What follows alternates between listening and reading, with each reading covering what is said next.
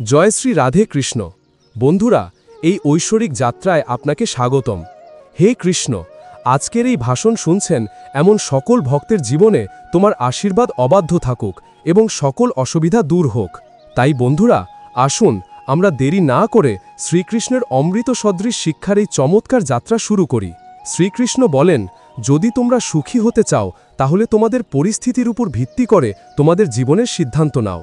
যারা জগতের ধারণার উপর ভিত্তি করে সিদ্ধান্ত নেয় তাদের ভাগ্য অসুখী। কেউ যাই বলুক না কেন, শান্ত থাকো, কারণ সূর্যের রশ্মি যতই তীব্র হোক না কেন সমুদ্র শুকিয়ে যেতে পারে। একটি পাখি অভিযোগ করে বলল, হে ভগবান, আমি অনেক কষ্টে আমার বাসা তৈরি করেছি, তুমি ঝড় পাঠিয়েছিলে আর আমার ঘর ধ্বংস হয়ে গেছে। উপর থেকে একটি কণ্ঠস্বর বলল, তোমাদের নীড়ে একটা সাপ এসেছিল তোমাকে খেতে, তাই আমি ঝড় পাঠিয়েছিলাম যাতে তোমরা জেগে উঠতে পারো আর তোমাদের জীবন নিরাপদ থাকে। আমাদের পথে অনেক ঝামেলা আসে, আমরা বুঝতেও পারি না যে আমাদের ঈশ্বর কিভাবে আমাদেরকে ঝামেলা থেকে রক্ষা করেন। যদি তোমরা মনে করো যে ঈশ্বর তোমাদেরকে বিপদে ফেলেছেন, তাহলে বিশ্বাস রাখো তিনি তোমাকে এর বাইরে নিয়ে যাবেন। মানসিক যন্ত্রণার কোনো শেষ নেই, অতএব অন্যদের অভিশাপ দিয়ে কোনো লাভ নেই। সবচেয়ে সহজ সমাধান হল ঈশ্বরের কাছে তোমার মনকে সমর্পণ করা। ঈশ্বরের সাথে সংযোগ স্থাপন করলে সুখ, শান্তি, আত্মনিয়ন্ত্রণ, ধৈর্য, ভালোবাসা, নবায়নযোগ্য শক্তি, জীবনের সঠিক পথ এবং তৃপ্তি আসে। আর আমরা বুঝতেও পারি না যে আমাদের মন কিভাবে যন্ত্রণা থেকে মুক্ত হয়। ঈশ্বর যদি তোমাকে আরও অপেক্ষা করতে বলেন, তাহলে প্রস্তুত থাকুন। তিনি তোমাকে যা চেয়েছেন তার চেয়ে অনেক বেশি দেবেন। ঠিক যেমন মানুষ মৃত ব্যক্তির কাঁধে কাঁধ দেওয়াকে পুণ্য বলে মনে করে, ঠিক যদি তারা এইভাবে একজন জীবিত ব্যক্তিকে সমর্থন করার কথা বিবেচনা করে, তাহলে জীবন সহজ হতো। অতিরিক্ত চিন্তা করো না, এই ভেবে যে যিনি তোমাকে জীবন দিয়েছেন তিনি নিশ্চয়ই এটা নিয়েও ভেবেছেন। তোমার অতীত হয়তো কষ্টে ভরা, কিন্তু আগামীকাল তোমার হাতে। মন অন্ধ, এর নিজস্ব কোনো জ্ঞান নেই, এটি কিছুই জানে না এবং কোনো সত্য নির্দেশনা দেয় না। অতএব তোমার অন্ধ মনের চিন্তাভাবনা নিয়ে চিন্তা করো না। গুরুত্বপূর্ণ কাজগুলিকে স্থগিত রাখা বন্ধ করো। সর্বদা তোমার নিজস্ব জ্ঞান ব্যবহার করো, তোমার মনের সাথে নয়, কারণ একটি অন্ধ মন তোমাকে সবসময় গুরুত্বপূর্ণ কাজ করতে বাধা দেয়। যখন তুমি তোমার বুদ্ধি দিয়ে গুরুত্বপূর্ণ কাজ শুরু করবে, তখন তোমার মন ধীরে ধীরে তোমার বন্ধু হয়ে উঠবে। কিন্তু এখন তোমার মন তোমার শত্রু থেকে যায়, তোমাকে দিন দিন ধ্বংস করে দিচ্ছে। যারা খোলাখুলি সত্য কথা বলে এবং রেগে যায়, তারা তাদের চেয়ে লক্ষ গুণ ভালো যারা তোমার সামনে এক জিনিস আর পিছনে আরেক জিনিস। কারো কষ্ট বুঝতে হলে ভেতরে মানুষ হওয়া প্রয়োজন। একজন সাক্ষী কোকিলের কণ্ঠস্বর দমন করতে পারে, কিন্তু নিজের কণ্ঠস্বরকে মিষ্টি করতে পারে না। একইভাবে একজন নিন্দুক একজন ভদ্রলোকের অপবাদ দিতে পারে, কিন্তু নিজে ভদ্রলোক হতে পারে না। যদি তুমি একা থাকো, তাহলে এটাকে আশীর্বাদ হিসাবে বিবেচনা করো, কারণ ঈশ্বর তোমাকে নিজেকে উন্নত করার জন্য একটু বেশি সময় দিয়েছেন। একা থাকা উপভোগ করতে শিখো, কারণ কেউ চিরকাল তোমার সাথে থাকবে না। সময় একটি ভালো অভ্যাস, যাই ঘটুক না কেন তা কেটে যায়। একজন সফল ব্যক্তি সুখী হতেও পারে, নাও পারে। একজন সুখী ব্যক্তি অবশ্যই সফল হয়। যখন তুমি খুশি থাকো তখন ঈশ্বরকে ভুলে যেও না, আর যখন তুমি দুঃখী থাকো তখন ঈশ্বরকে বিশ্বাস করো। মানুষ রং বদলায়, যার বাসি আছে সে সময় বদলায়। একজন মানুষের জীবন কেবল তার কর্মের ওপর নির্ভর করে, তার কর্ম যেমন তার জীবনও তেমন। কেউ যা করেছে তা অবশ্যই প্রকাশ পাবে, কারণ কর্ম কারণ নয়। জীবন খুব সুন্দর, কখনো কখনো এটি আপনাকে হাসায়, আবার কখনো কখনো এটি আপনাকে কাঁদায়, কিন্তু জীবন তার কাছে মাথা নত করে যে জীবনের ভিড়ে খুশি থাকে। হেরে যাওয়ার পরে কিছু খুঁজে পাওয়ার এক আলাদা আনন্দ আছে, কান্নার পরে হাসির মধ্যে এক আলাদা আনন্দ আছে। হেরে যাওয়া জীবনের একটি অংশ, কিন্তু হেরে যাওয়ার পরে জয়ের এক আলাদা আনন্দ আছে। ভালো হওয়ার জন্য কাউকে অনুকরণ করার দরকার নেই। এত ভালো হয়ে উঠুন যে লোকেরা আপনাকে অনুকরণ করতে শুরু করে। জীবন কেবল একবারই দেওয়া হয়, এটা ভুল। আসলে মৃত্যু একবারই আসে, জীবন প্রতিদিন আসে। যেদিন তুমি নিজের হাসির মালিক হবে, কেউ তোমাকে কাঁদাতে পারবে না। কেউ যদি কিছু চায় তাকে তা দাও, কারণ ঈশ্বর তোমাকে দাতাদের মধ্যে রেখেছেন, ভিক্ষুকদের মধ্যে নয়। মনে রাখবেন, ভালো সময় দেখতে হলে খারাপ সময়ও সহ্য করতে হবে। সকলের সেবা করো, কিন্তু কারো কাছ থেকে কিছু আশা করো না, কারণ সেবার প্রকৃত মূল্য একমাত্র ঈশ্বরই দেন। সর্বদা তুমি কি চাও তার দিকে নজর রাখো, তুমি কি হারিয়েছ তার দিকে নয়। খাবার ও পানির চেয়ে বড় উপহার আর কিছু নেই, আর তোমার বাবা মায়ের চেয়ে বড় আর কোনো ঈশ্বর নেই। এটাই জীবনের সবচেয়ে বড় গুরু, শিক্ষক। তোমার গোপন কথা কারো সাথে শেয়ার করো না। অতিরিক্ত সম্মান এবং সময় দিলে মানুষ তোমাকে নিকৃষ্ট মনে করে। যদি তোমার পিছনে কথা বলা হয় তাহলে চিন্তা করো না, কারণ যাদের বলার মতো কিছু আছে তারাই কথা বলে। মনে রাখবেন, চাওয়ার মাধ্যমে কখনো সাফল্য অর্জন করা যায় না। ভিক্ষা কেবল ভিক্ষাই করে। সাফল্য অর্জনের জন্য নিজেকে কঠোর পরিশ্রম করতে হবে। ছোট ছোট ভুল এড়াতে চেষ্টা করো, কারণ মানুষ পাহাড়ে নয় ছোট ছোট পাথরে হোঁচট খায়। নিজের ভুল স্বীকার না করলে তুমি কখনোই ভালো মানুষ হতে পারবে না। দান করা শুরু করো, আর সব কিছু স্বাভাবিকভাবেই আসবে, সম্মান এবং সম্পদ উভয়ই। মনে রেখো, অপমানের প্রতিশোধ যুদ্ধ করে নয়, বরং অন্য ব্যক্তির চেয়ে বেশি সফল হয়ে ওঠার মাধ্যমে নেওয়া যায়। যদি তুমি খারাপ কিছু করার কথা ভাবো, তাহলে তা আগামীকালের জন্য স্থগিত রাখো। যদি তুমি ভালো কিছু করার কথা ভাবো, তাহলে আজই করো। তোমার সাথে থাকাকালীন যে প্রতারণা করে, তার চেয়ে বড় শত্রু আর কেউ নেই। আর যে অন্যদের সামনে আমাদের ভুলগুলো বলে, তার চেয়ে বড় বন্ধু আর কেউ নেই। মনে রেখো, যে ব্যক্তি খোলাখুলি কথা বলে সে তিক্ত, কিন্তু বিশ্বাসঘাতক নয়। তোমার খারাপ অতীত ত্যাগ করো, কারণ এর প্রভাব তোমার আগামীকালকে কলঙ্কিত করবে। জীবনযাপনের দুটি উপায় আছে। একটি হলো তুমি যা ভালোবাসো তা অর্জন করা, এবং অন্যটি হলো তোমার যা আছে তা উপলব্ধি করতে শেখা।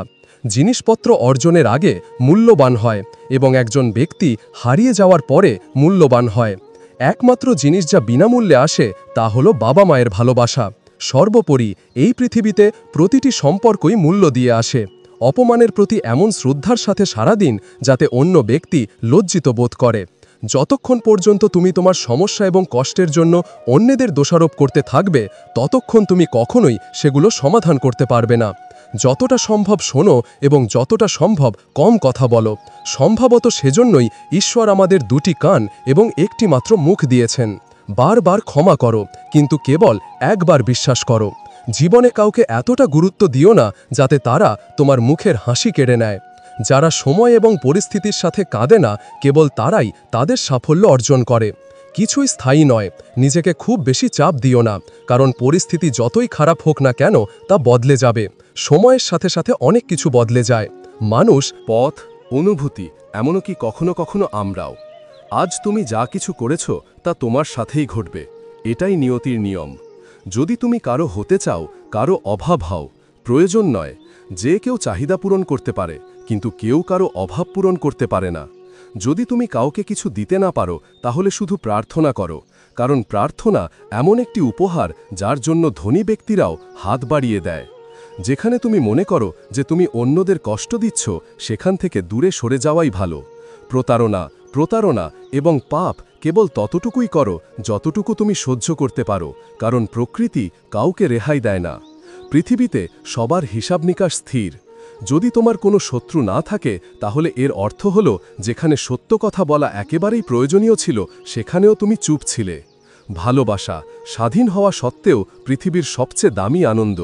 জীবনে এখন পর্যন্ত আমি শিখেছি যে কিছু গভীর সম্পর্ক দুর্বল মানুষদের সাথে থাকে, যারা বিশ্বাস ভাঙে খেলনার মতো। বৃষ্টি এবং রোদ মিলিত হলেই রংধনু তৈরি হয়। অতএব একটি সুন্দর জীবনের জন্য সুখ এবং দুঃখ উভয়ই প্রয়োজনীয়। একজন মানুষ তখনই উদ্বেগ এবং চাপ অনুভব করে যখন সে নিজের জন্য কম এবং অন্যদের জন্য বেশি বাঁচে। যে মুহূর্তটি তোমাকে হোঁচট খায় তার সমালোচনা করো না, বরং তাকে লালন করো, কারণ এটি তোমাকে বাঁচতে শেখায়। যাদের তুমি ভালোবাসো তারা তোমার সাফল্যে জড়িত। যারা তোমাকে ভালোবাসে তারা তোমার সংগ্রামে জড়িত। যারা সবচেয়ে বেশি ভেঙে পড়ে কেবল তারাই প্রথমে উজ্জ্বল হয়। এটাই জীবনের সত্য। কিছু ভুল সিদ্ধান্ত জীবনের আসল অর্থ শেখায়। সম্পর্ক বজায় রাখার একটাই শর্ত, ভালোটা দেখো, ত্রুটিগুলো নয়। অভাব ছাড়া মানুষের যত্ন নেয়া একজন ভালো ব্যক্তিত্বের বৈশিষ্ট্য।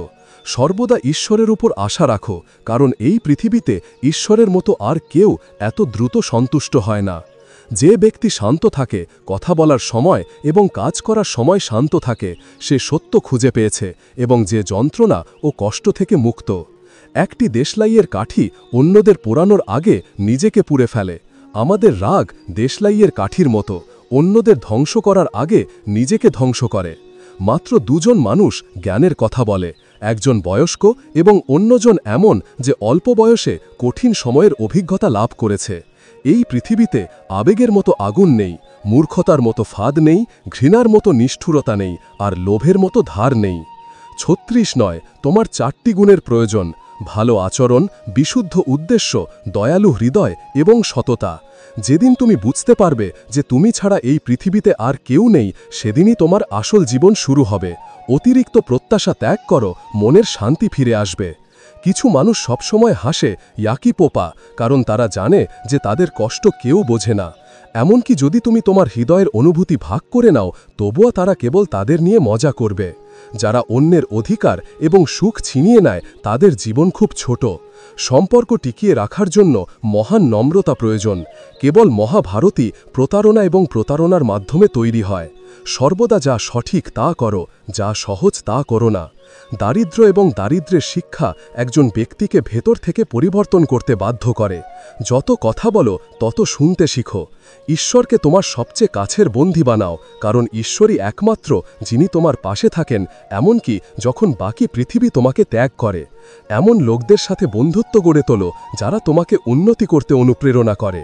তোমার জন্য এমন একজনের আশীর্বাদ হোক যে তোমার দায়িত্ব নেবে এবং তোমার যত্ন নেবে, যে তোমাকে নিজের মতো করে রাখবে এবং তোমাকে সাহায্য করবে এবং তোমাকে বুঝবে। মৃত্যুর সময় কেউ শুনবে না। তোমার কর্মের গতিপথ নির্ধারণ করবে তোমাকে কোথায় টেনে আনা হবে। স্বাস্থ্য হলো সবচেয়ে বড় উপহার, সন্তুষ্টি হলো সবচেয়ে বড় সম্পদ, আনুগত্য হলো সবচেয়ে বড় সম্পর্ক। যদি তুমি প্রতারণা করো, তাহলে তোমাকে প্রতারিত করা হবে, আজ না হলে কাল। সত্যের সাথে জীবনযাপন করো, তুমি প্রতি মুহূর্তে শান্তি পাবে। কেন উপবাস সবসময় অন্ধদের জন্য করা উচিত? লোভ, ঘৃণা, পরচর্চা, রাগ এবং খারাপ চিন্তাও উপবাস করা উচিত। মনের দৃঢ় সংকল্প এবং শরীরের শক্তি যদি কোনো কাজে পুরোপুরি নিযুক্ত করা হয়, তাহলে সাফল্য নিশ্চিত। ভাগ্যের দরজায় আঘাত করার পরিবর্তে কর্মের ঝড় তৈরি করা ভালো। দরজা আপনা আপনি খুলে যাবে। রাগ বিভ্রান্তির জন্ম দেয়, বিভ্রান্তি বুদ্ধিকে ধ্বংস করে। বুদ্ধি ধ্বংস হওয়ার সাথে সাথেই একজন ব্যক্তি পড়ে যান। যদি কথা বিপথেগামী হয়, তাহলে ধ্বংস ঘটে। যদি তোমার কথা ভুল হয়, তাহলে তা ধ্বংসের দিকে নিয়ে যায়। কারো সাথে বিশ্বাসঘাতকতা করা এমন ঋণের মতো যা তুমি একদিন অবশ্যই শোধ করবে। এটা কলিযুগ, তাই সর্বদা প্রস্তুত থাকো। আবহাওয়া এবং মানুষ যে বদলে যাবে তার কোনো গ্যারান্টি নেই। ঈশ্বর বলেন, যদি তুমি আমার দিকে তাকাও, আমিও তোমার দিকে তাকাবো। প্রতিশোধের কথা ভাবো না, চুপ করে থাকো। এই লোকেরা তোমার সাথে অন্যায় করেছে, শেষ পর্যন্ত তাদেরও একই পরিণতি হবে। সময় এই পৃথিবীর সবচেয়ে মূল্যবান জিনিস, তাই এটি নষ্ট করো না, না হলে তোমার কাছে আফসোস ছাড়া আর কিছুই থাকবে না। জীবনে নিজেকে কারো সাথে তুলনা করো না। ঠিক যেমন চাঁদ এবং সূর্যের তুলনা করা যায় না, কারণ উভয়ই তাদের নিজস্ব সময় জ্বলজ্বল করে। যদি তুমি কিছু করতে ভয় পাও, তাহলে মনে রেখো যে ভয় হলো তোমার কাজ।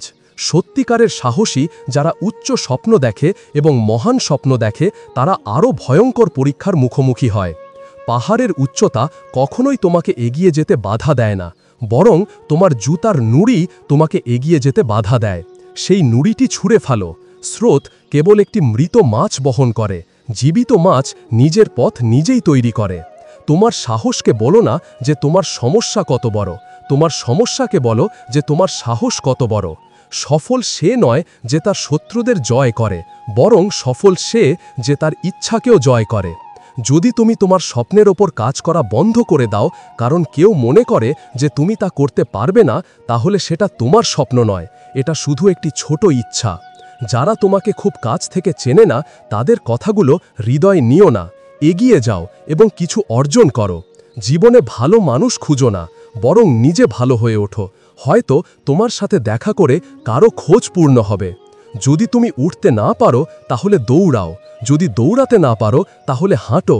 যদি তুমি হাঁটতে না পারো, তাহলে হামাগুড়ি দাও, কিন্তু সর্বদা এগিয়ে যেতে থাকো।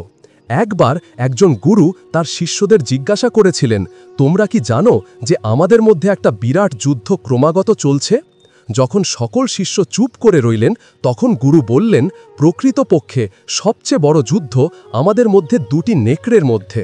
একটি হল কালো নেকড়ের ভাষা, যে রাগ, ঈর্ষা, অহংকার, দুঃখ, লোভ, চুরি এবং মিথ্যার ভাষা বলে। অন্যটি হল সাদা নেকড়ের ভাষা, যে আনন্দ, ভালোবাসা, দয়া, বিবেচনা এবং সদিচ্ছার ভাষা বলে। এই যুদ্ধের কোলাহলে আমরা ইতিমধ্যেই বিদ্যমান মানসিক শান্তি ভুলে যাই এবং অন্য কোথাও তা খুঁজে বের করার চেষ্টা করি। গুরু বললেন, আমাদের কেউই এই যুদ্ধের কোলাহল থেকে রেহাই পায় না। এই ক্রোধ আমার ভেতরে এবং তোমার ভেতরেও জ্বলছে। শিষ্যরা মনোযোগ সহকারে শুনলেন এবং জিজ্ঞাসা করলেন, গুরু, এই যুদ্ধে কে জিতবে? গুরু উত্তর দিলেন, আপনি যে নেকড়েকে খাওয়াবেন সে জিতবে। খাবার দেওয়ার অর্থ হল আমাদের জ্ঞান প্রদানের ক্ষমতা আছে। যে নেকড়ের কথার প্রতি আমরা মনোযোগ দিই সে আরও বড় এবং শক্তিশালী হয়ে উঠবে। এই কারণেই আমাদের সর্বদা রাগের চেয়ে দয়া, লোভের চেয়ে উদারতা, উদ্বেগের চেয়ে শান্তি ও স্থিতিশীলতা এবং ঈর্ষার চেয়ে সদিচ্ছা বেছে নেওয়া উচিত। এটা করলে আমাদের মন আপনা আপনি আনন্দিত হয়ে ওঠে। বিশ্রাম পেলে যেমন শরীর সুস্থ হতে শুরু করে, ঠিক তেমনি যখন মন শব্দ থেকে মুক্তি পায় তখন তা আরও শুদ্ধ হয়ে ওঠে। তো বন্ধুরা, এই ভিডিওটির জন্য এটুকুই। আশা করি আপনি এই ভিডিও থেকে অনেক কিছু শিখেছেন। আমরা আবার একটি নতুন ভিডিও নিয়ে দেখা করব। ততক্ষণ পর্যন্ত ধন্যবাদ।